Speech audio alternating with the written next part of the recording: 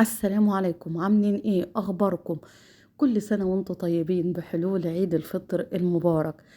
ايام كلها خير، ايام كلها بركات. زي ما انتم شايفين، والنهاردة هقدم معاكم اوردر طلبته من شركة ماي واي. اوردر كده فيه مستحضرات كده تجميلية، فيه في مشتريات كده هنشوفها مع بعضينا. وكمان هشارك معاكم فطار اخر يوم في رمضان. زعلانة قوي وانا بقول اخر يوم في رمضان.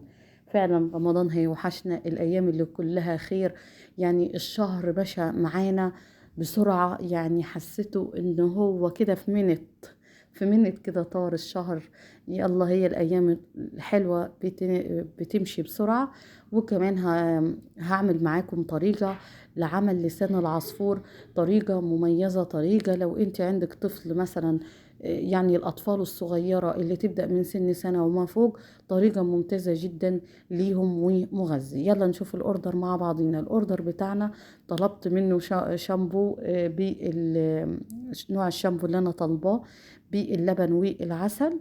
لجميع أنواع الشعر، شامبو جميل خالص. أنا عامة معتمدة في الشامبوهات اللي أنا بستعملها شامبوهات شركة ماي واي. يعني شامبوهات كويسة وسعرها حنين، وفي نفس الوقت اللي هي العبوة اللتر ونص بتقعد معانا فترة كويسة.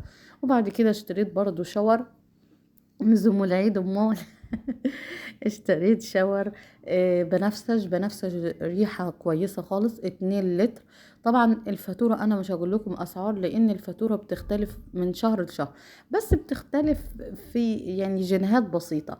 بس يعني حدود الاسعار ارخص من حاجات كتيرة بره بتشتريها من بره. لا، هي اسعارها حلوة حتى لو بتتراوح ما بين يعني ارقام بسيطة. اسعارها احلى بكتير خالص من بره. طبعا اشتريت معطر جو خوخ. وهنا حمام كريم للبنات علشان العيد وكده. حمام الكريم دواتي يعني نوعه كويس خالص، هو بزيت جوز الهند وجنين القمح. نوع كويس وممتاز. يعني انا سألت على عبوة اقل من دي 500 جرام. سألت على عبوة بره اقل من دياتي، عارفين؟ قال لي 80 جنيه. انا دياتي جايباها ب41 جنيه. ويعني بالنسبة للجودة بتاعت شركة ماي واي، جودة كويسة خالص. طبعا الغسول ده انا معتمداه لبشرتي، غسول كويس جدا. يعني جربت كل الغسول الطبي، كل الغسول اللي هو بالارقام اللي هي ب100 و200 والارقام العالية ديتي، ولا واحد نفع فيهم مع بشرتي الا جيت فريش من شركة ماي واي. يعني هو عامل حاجة و30 جنيه، وساعات بينزل لحاجة و20 جنيه. فعلا فعلا ممتاز لبشرتي. هو فيه مقشر وبيحمي البشرة من الحبوب. وكمان هنا طلبت اللي هو مزيل العرق البلية، نوعه زيت حلو وممتاز جدا وريحته كويسة. وطبعا برضو مزيل العرق ده بالعود الملكي، ريحته حلوة خالص، ينفع رجالي وحريمي. وطبعا جزازتين برضو جيت فريش بمية الورد. دول الاختي طلبهم، بتشكر فيهم جدا. وبتقول مخلي بشرتها يعني بشرتها كويسة خالص. وبتشكر فيه جدا جدا. وبرضه نفس القصة، يعني هي معتمدة لانها جربت حاجات كتيرة من بره وطبية وكله ما نفعش معاها الغير دوات. طبعا احنا اسمع نخلص الاذان وارجع مع حضراتكم. رجعت لكم تاني بعد الاذان. وطبعا دي بسبوسة ماي واي برضو لا غنى عنها، يعني غنية عن التعريف. نوعيتها كويسة جدا، مظبوطة يعني 100 100. طبعا ده جزء منهم لينا، وجزء الايه برضو لماما. وزي ما انتم شايفين طبعا هنا اللي هو التتبيلة، او اللي هو يشبه البقسماط، هي خلطة الدجاج المقرمشة من مايوي. واحد بارد وواحد حار. الخلطة دي ممتازة جدا في البانيه، في اي حاجة بتستخدمي فيها البقسماط او بتكون بانيه. ممتازة جدا جدا جدا جدا. وانا القرنبيط كنت ان انا بعمله بيها، كان بيخلي القرنبيط طعمه حلو خالص ومميز. عندي على القناة طريقة لعمل القرنبيط، طريقة ممتازة جدا. طبعا وهنا شاي اخضر، جزء برضو لماما وجزء ليا. طبعا الشاي الاخضر بره اللي في السوق عندنا طبعا ايه، يعني مش ماشي معانا، مش هينفع يجيبوا مقاطعة. فطبعا هو شاي ماي واي برضو جودته كويسة وهيمشي معانا. طبعا انا هشارككم مع السريع الفطار بتاعنا كان هو عامة النهاردة اخر يوم في شهر الكريم. انا الفطار ده بتاع اليوم اللي قبله، بس انا يعني بشارك معاكم كأنه فطار اخر يوم. يعني زي ما يعني جايباه معاكم كفطار اخر يوم ماشي. بصوا يا جماعة، انا عملت في الفيديو دوتي الكوارع. الكوارع اهم حاجة انك انتم تغسلوها كويس جدا. يعني اهم حاجة بالدقيق والملح والليمون، وتدعكيها كويس. وبعد كده حطيت مية تغلي على البوتاجاز، حطيت فيها نص ليمونة. طبعا كان عندي كام قشرة من الليمون حطيتها. وطبعا كل اللي هي الورق اللورا والحبهان والمستكة وكل اللي انتوا عارفينه حطيته في الشوربة، وبصلة وجزرة صحيحة وكده وطماطمايه وكده وغلوا. ونزلت فيهم الكوارع زي ما انتوا طبعا شفتوا شكلها كان غني عن التعريف. بعد كده انا يعني بعمل الكوارع بصلصة، وبنزل فيها بطاطس علشان خاطر الاولاد. طبعا انا عملت صلصة عادية، شوحت بصلة، نزلت عليها بالطماطم اتسبكت، نزلت عليها بالجزر. الجزر بيدي طعم مسكر وتست عالي خالص للكوارع. وبعد كده نزلت مكعبات بطاطس، ودي الصلصة بتاعتي. وحطيت البهارات عادية عندنا، ملح، كمون، ملح اسفة، فلفل اسود، كزبرة، ذرة جرفة، اللي هي برضو ايه ذرة جنزبيل صغيرة خالص، علشان هتخلي معاكي، هتنجل معاكي ريحة الكوارع ناحية تاني خالص. وطبعا هنا كام فص توم. تمام. طبعا مش هسوي البطاطس طبعا في الصلصة، هم كلهم مع بعض هيتسووا في الفرن بتاعي. فانا دلوقتي هاخد الصلصة وهاخد الكوارع واحطهم مع بعض، وهغطيهم بورق فويل وهدخلهم الفرن كده ياخدوا ويدوا مع بعض كده نص ساعة أو حاجة. الكوارع تشرب من طعم الصلصة، بيكون طعمها مميز جدا. دلوقتي أنا هعمل معاكم لسان العصفور بطريقة مميزة جدا، هتعجبكم وهتنفع لو معاكي طفل صغير ابتديتي تأكليه يعني.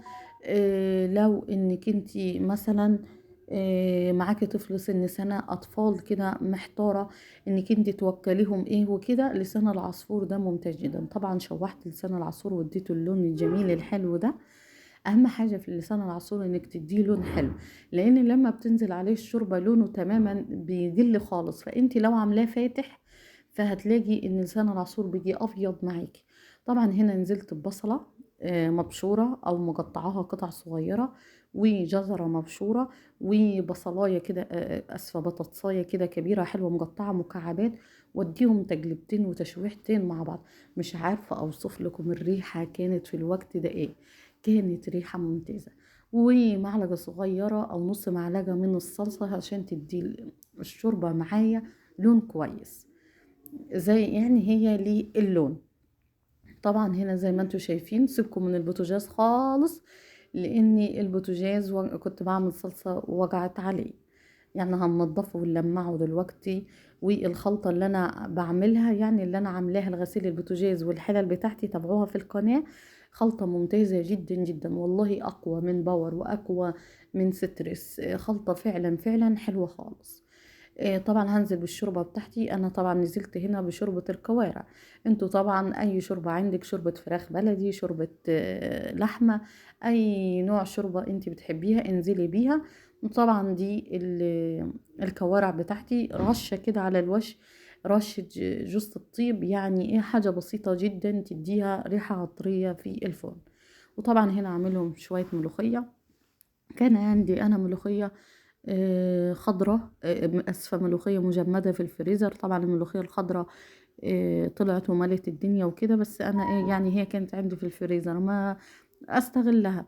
طبعا انا حاولت ان انا ما كنتش مقرره ان اعمل ملوخيه، بس طلعتها فكت شويه. هو افضل حاجه انك انت لما تيجي تعملي الملوخيه المجمده انك انت تخليها تفك على الاخر.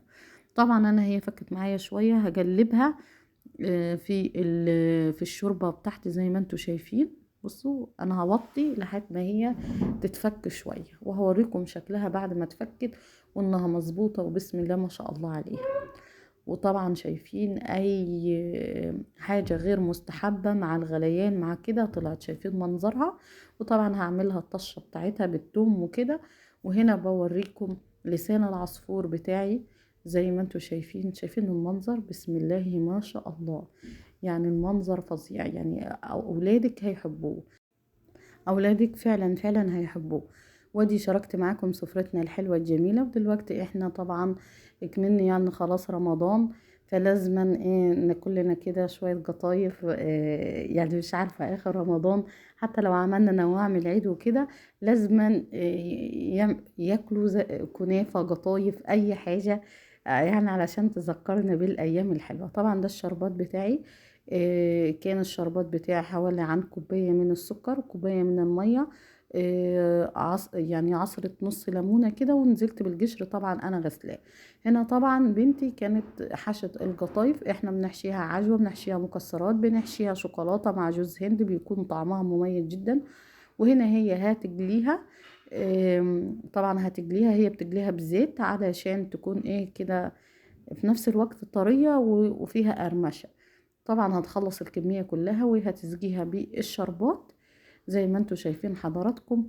وكل سنة وانتوا طيبين، وما تنسوش الاشتراك في قناتي واللايك وتعليق كده يفرحني ويسعدني في الأيام الكبيرة كده. يلا نعيد على بعض، أنا عيدت عليكم، انزلوا كلكم في الكومنتات عيدوا عليا. وكل سنة وانتوا طيبين مرة تانية. هو كده الفيديو بتاعنا يعتبر انه هو يعني خلص. هنشارك مع بعض القطايف بعد ما تخلص وكده زي ما انتوا شايفين. مين بيعمل زينا كده وعلى اخر رمضان لازم يجيب قطايف او كنافة يعملها؟ قولوا لي في التعليقات مين يعمل كده، مين بيعمل كده زينا. بصوا زي ما انتوا شايفين طبعا. آه، ده يعني ايه كان بعد المغرب. هتلاحظوا حتى البوتاجاز نضف.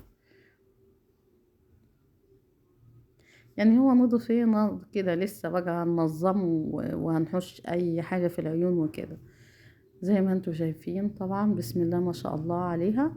وبكده انتهى الفيديو بتاعنا، والسلام عليكم ورحمة الله وبركاته.